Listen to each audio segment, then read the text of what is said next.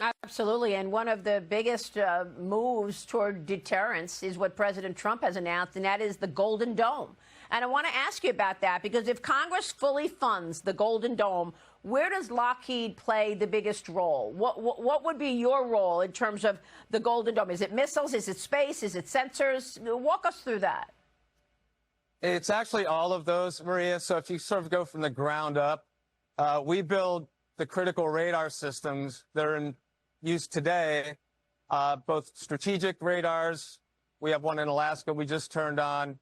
Also, mid-size radars that are fixed. Also, mobile radars. For example, we have every layer of radar covered with our company. Look behind me, you can see the Morpheus drone.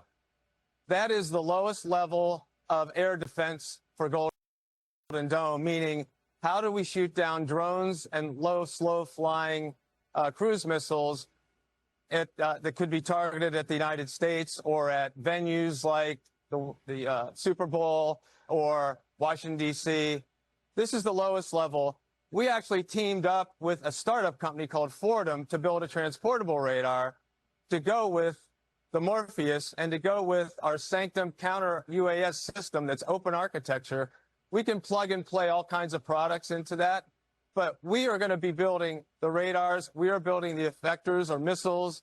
We are building what you see behind us. Morpheus is a counter drone system, which is a drone itself that uses high power microwave to literally fry the electronics of a drone. It can actually destroy 50 drones on one battery charge in one flight using absolutely no ammunition and go back for a recharge and do it again. And we're going to go all the way from that level, which could be 50 to 100 feet high, all the way up to space, where we got selected as one of the providers of a space-based interceptor that will come from space orbit and be able to hit ballistic missiles coming at the United States. So we're going to be at every level and every sort of product line. This company is built exactly for Golden Dome. It's a perfect match, so we'll be very involved. Kaulalao Malak Yahweh, Bahashem, Yahweh Shai, Bahashem, Rachak Wadash, and double honors to the elders of Jemas Ruel, blessings unto those men, and blessings and salutations to the Akimater in truth, pushing this word in all sincerity and honesty. With that being said, Shalom Israel Barakatah. Today's lesson, the Carmanians will come with great power. The U.S. in this war has not seen anything yet. Biblical prophecy has said that with great power shall the Carmanians come. The Carmanians speak of those wild boars of Iran. And one thing you must take into account is that within that 20-plus year span of Iran building underground, you do not exactly know of the arsenal, vehicles, and launchers they have built and accumulated within that 20-plus year span. But one thing is for certain. The scripture of 2 Esdras 15 and 30 is right on key when it says, but with great power shall they come. Let's go over to 2 Esdras 15 and 30. Here we have 2 Esdras 15 and 30.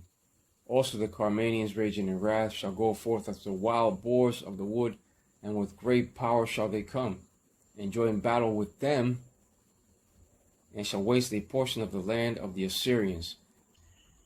Modern day Assyrian is Edom, and the land of the Assyrians is speaking of America. Carmanians raging in wrath shall go forth as the wild boars. And when it comes to wild boars, they are aggressive. Those Iranian wild boars of Iran are the Persians, and it is prophesied that with great power shall they come. And when it comes to that great power, you are now witnessing their military power in its first stages. You are witnessing their missile capabilities and those drones in action in its first stages. And with great power shall they come.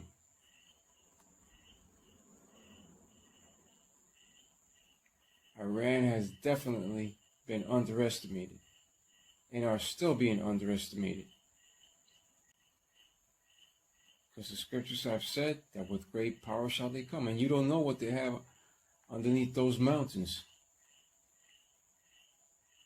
And those underground tunnels, those missile cities, they could interconnect anywhere. Plus, do you really know the full extent of their enormous arsenal at their disposal? No. Remember that Iran possesses very sophisticated and accurate theater ballistic missiles with a range of 1,200 miles. And TBMs, which stands for Tactical Ballistic Missiles. They are also in possession of cruise missiles, unmanned systems, and kamikaze drones. And when it comes to this war that you are seeing, the tensions are high. They are extremely high. Right, because now, when it comes to America and Iran, they now find each other not trusting each other. We are no longer living in a time of peace, but of war, and Babylon the Great shall be removed from power. She shall be utterly destroyed with fire, with nuclear fire. Iran's military shall come with great power. Revelation 11 and 14. The second war is past, and behold, the third war cometh quickly. War means destruction. The second world war has passed. That's what it's saying. But the third world war of destruction cometh quickly, just as soon as they pass the CHIP of Revelation 13 and 16.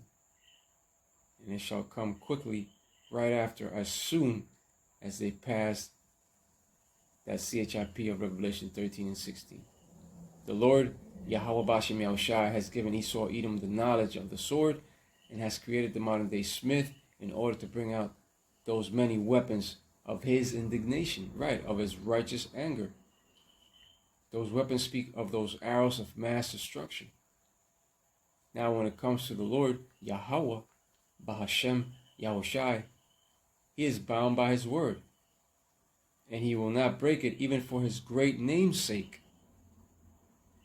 As soon as they pass the CHIP of Revelation 13 and 16, you can best believe that that third world war cometh quickly, just as the scriptures have said.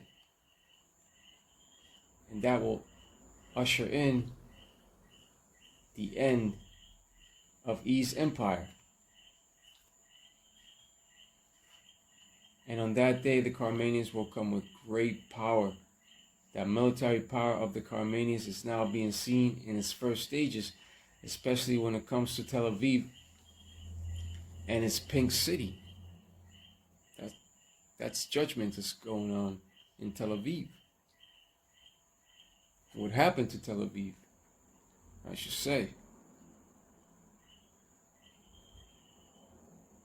Because it's the Most High that's controlling the military steps of these nations to bring about his purpose, his will, right, to take out modern day Babylon.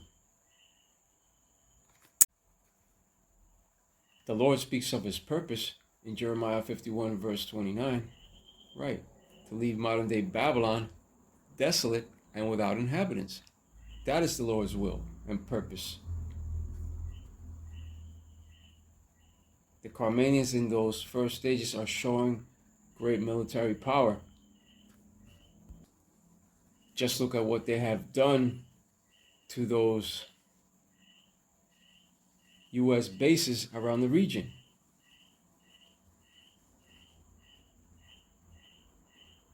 In the so-called Middle East. Carmanians in those first stages are showing that great military power that the scriptures speak of in its first stages.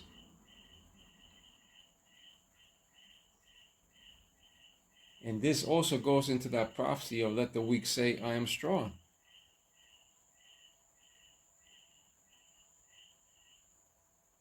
Because Iran, they know how to build nuclear weapons. They have the capability. They have nuclear capability. That being said, let's go over to Joel 3 and 10.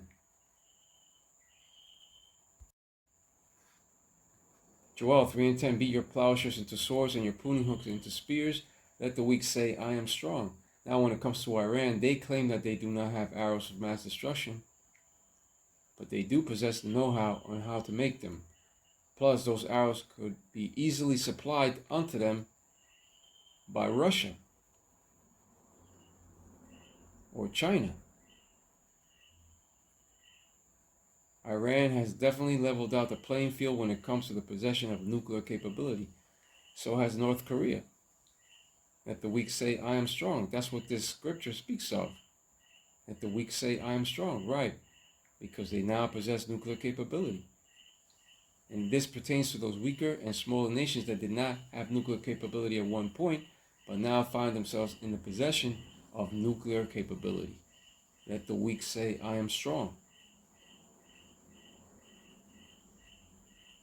Those weaker and smaller nations are now confident in saying, I am strong, due to the fact that they now possess nuclear capability and the know-how on how to make them.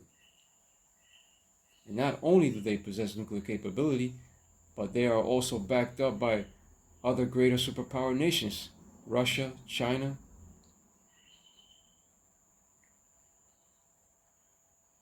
And if those two unite, that's the end of modern-day Babylon the Great. Because you have too many superpower nations coming up against her. And Iran itself has become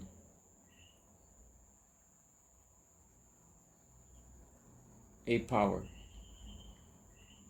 These smaller nations have gone from being simple farmers to being a formidable military opponent upon the battlefield. Right, because at one point, the people of Iran were growing plants like barley, peas, and lentils. But now, look at them. And now they have become a great military power. And now, the scriptures have said, and with great power shall they come. You see? With that being said, Ka'olam Malak Yahweh, Bahashem, Yahweh Shai, Bahashem, Rachak Kudash, and double honors to the elders of Jemes Ruel, blessings unto those men, and blessings and salutations to the Akimater in truth, pushing his word in all sincerity and honesty. With that being said, Shalom Israel, Barakatah. Shalom.